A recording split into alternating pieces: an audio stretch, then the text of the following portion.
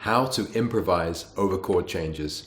My name is Nolan, and in this series of videos I'm answering your questions on playing gypsy jazz guitar, and I get a ton of questions about improvising and what to do when you're soloing, playing over chord changes. So it's a giant topic, and I personally use a three-pronged approach, and this is how I teach as well. And this has the most success with the students, and I just want to give you a little kind of window into that way of soloing. So basically, if I was to kind of put it in a nutshell, by the way, improvising, it's not actually true. We're not actually improvising. It's not coming from the sky or from somewhere we don't know. All the ideas we played, 99% of them are ideas we've already played before. So we're just kind of making choices when we come to another chord. We're always just making choices about what to do. Do we play that lick? Do we think about that scale? Do we play that cool technique? Do we play that thing?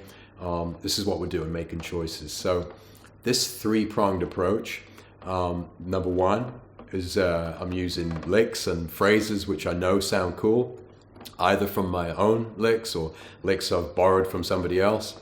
And then we've got scales and arpeggios, and this is basically comes down to knowing the harmony, understanding the type of chord and the type of scale, basically, which would go over that, and the type of arpeggio which would go over it. That's number two.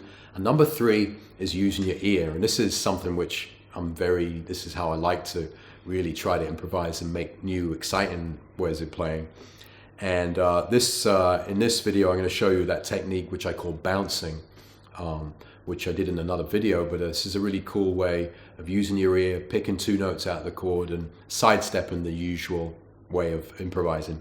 So and I'm just going to base this over two chords, all right? So the first two chords of all of me are C, second chord is E7, okay?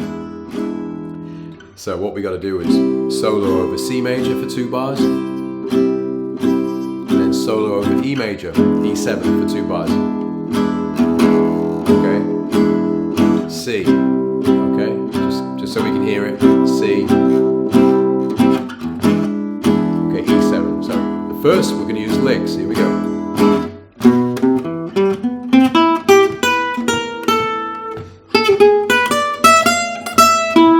Okay, there's 2 licks I like.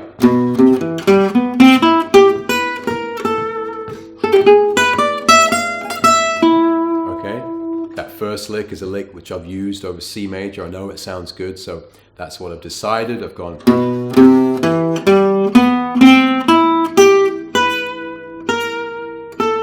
Okay, so that's lick.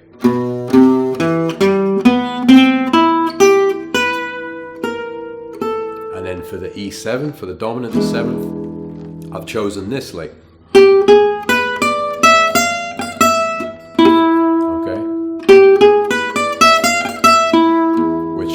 Sound over E7. So in my solo, I've decided to use this lick. Oh, sorry.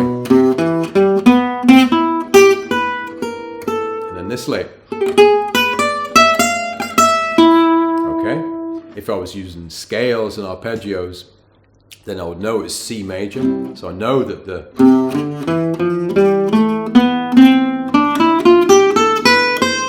C major scale works over C major, right? So I'm kind of going to base my improvisation on knowing that scale, and that each note in that scale sounds great over C major. When we go to the E7, here's a tip. A scale, what's the E7 scale? I don't know. One scale that sounds good over E7 is the A minor harmonic. So this scale.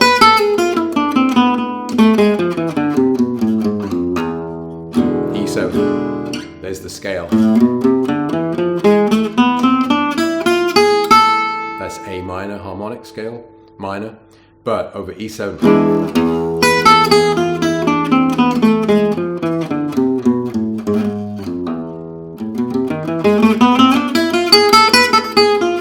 that's actually quite an easy scale to kind of think of over the E7, A minor harmonic. So if I was going to improvise over C, 2 bars, 2 bars E7, okay, in a scaly way now, scaly way, E7. So here we go.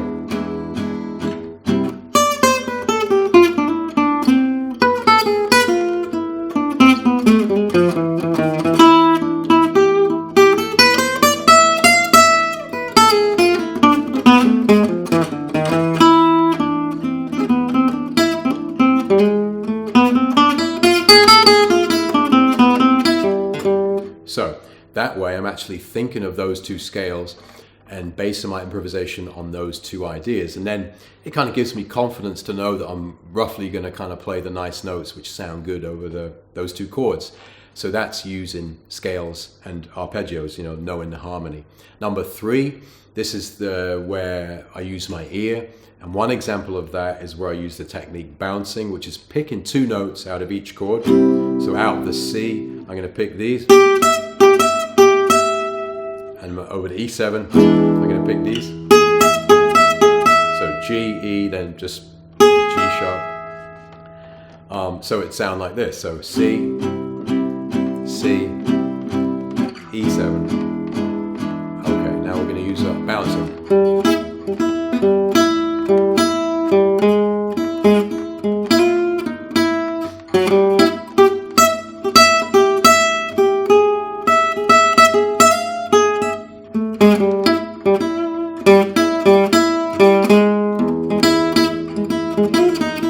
So that's one idea of using your ear, using these bouncing technique. So now if I kind of put all 3 together, you should be able to kind of recognize what I do. And that's what you're doing. Out of those 3 areas, you're kind of making choices each time you change chord. Right now, I'm just limiting it to C and E7. That's also a good tip. If you're finding it hard to solo over a piece, isolate certain changes like the C to the E7, so just loop those around.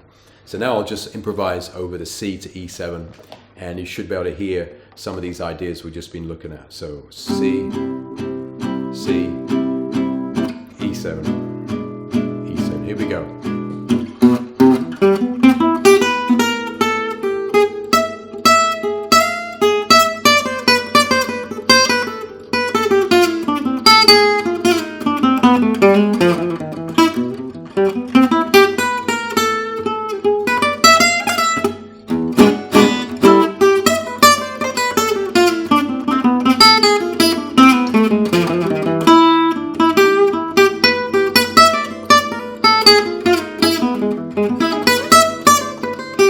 And it starts to then kind of sound like you really improvise, and then you kind of are improvising. You're kind of making decisions and choosing and kind of going with the flow, and then it starts to really feel satisfying, and you really kind of get real confident. But that's just over 2 chords, because then you've got a load more chords to come. So the trick is to practice this until you can do it fluently over all the pieces you know. So that's a lifetime's work. We're always learning new ways around these chords. So, but in the meantime, in a nutshell, that's how to improvise over chord changes.